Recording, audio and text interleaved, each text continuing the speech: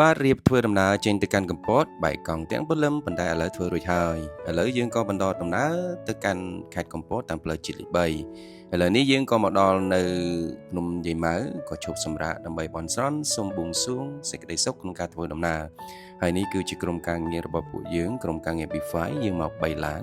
យើងធ្វើកម្មវិធីមុនពេលទៅដល់ខេត្តកំពតយើងក៏បានឈានចូលទៅលេងរមណីយដ្ឋានមួយឈ្មោះថាភូមិថ្មីកំពតឥឡូវនេះយើងក៏មកដល់ហើយទេសភាពនៅទីនេះគឺមានភាពស្រស់ស្អាតហើយត្រជាក់មែនទែនបាទឥឡូវក្រុមការងារកំពុងតែត្រៀមចំខ្លួនចូលទៅបែកខាងក្នុងបាទនេះគឺជាស្រីស្អាតប្រុសស្អាតទាំងអស់គ្នាបាទគាត់គឺជាអ្នកផេលុយក្នុងការចូលទៅក្នុងរមណីយដ្ឋានមួយនេះហើយទិដ្ឋភាពនៅក្នុងរមណីយដ្ឋាននេះពិតជាស្រស់ស្អាតមែនទែនមានដើមឈើធំធំពណ៌ខៀវស្រងាត់តែម្ដង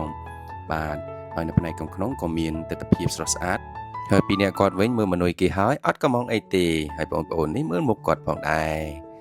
អូមើលបារម្ភម្នាក់ពាក់វ៉ែនតាខ្មៅនេះគឺជាបងធំស្ទឹងមានជ័យចំណែកអាចារ្យនេះណាធ្វើអីធ្វើទៅឲ្យតែបានញ៉ាំមិនខ្វល់តតែសោះចំណែកអាចារ្យម្នាក់វិញគឺចង់បានសង្សារក៏សុំកញ្ចក់ទៅសង្សារមួយ3នាក់គាត់ឲ្យតែឃើញទេសភាពស្រស់ស្អាតគឺតតហើយឥឡូវនេះក៏បានបោះសារកំពតក៏បានទិញអីវ៉ាន់មួយកេះសំណាងដែរបានបរិសសាច់ដុំជួយលើកសម្រាប់ខ្ញុំដើរតាមពីក្រោយឥឡូវនេះយើងក៏ដល់មនោមនីយដ្ឋានដំបងហើយក៏បានត្រៀមចំលក្ខណៈសម្បត្តិចូលទៅផ្នែកខាងក្នុងបាទនេះគឺជាទិដ្ឋភាពដែលយើងដើរចូលទៅក្នុងរមណីយដ្ឋានដំបងបាទហើយនេះគឺជាកន្លែងដែលស្នាក់នៅសម្រាប់ពួកយើង4នាក់ឥឡូវកម្មវិធីក៏បានចាប់ផ្ដើមឡើងតង់ទី1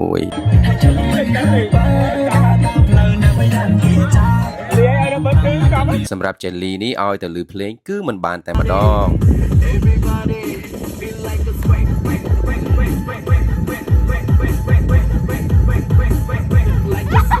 តាជេលីទៅលឺភ្លេងមិនបានចាំមើលអាអូនម៉ាប់អេរិចវិញណា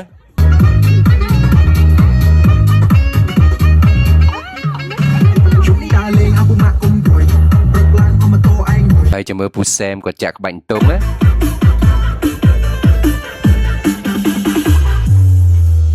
ថាពូសែមទៅគាត់ចាក់ក្បាច់តុងតែចែនេះវិញគឺមីឆុងមីកំប៉ុងមីឆាតែម្ដង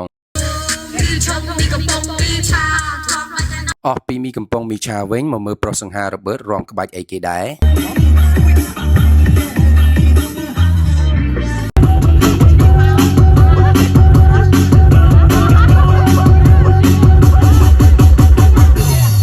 ប្រុសស្អាតរំក្បាច់ស្វឹងហើយ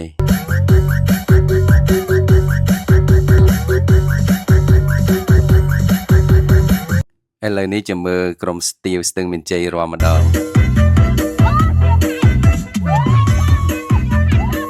ហើយចាំមើលក្រុមអ្នកកឡុកទីក្រុងម្ដង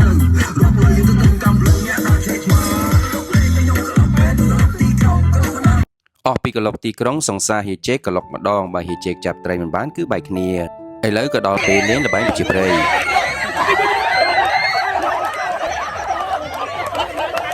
អស់ពីល្បែងប្រជាប្រិយពូម៉ៅសំដាំមិនបត់មិនមែនមានបញ្ហាហេតុអ្វីជីវ៉ាដូចជាធ្វើមិនដឹងហេតុអ្វីនេះសៃស្នាបានត្រឹមតែប៉ុណ្្នឹង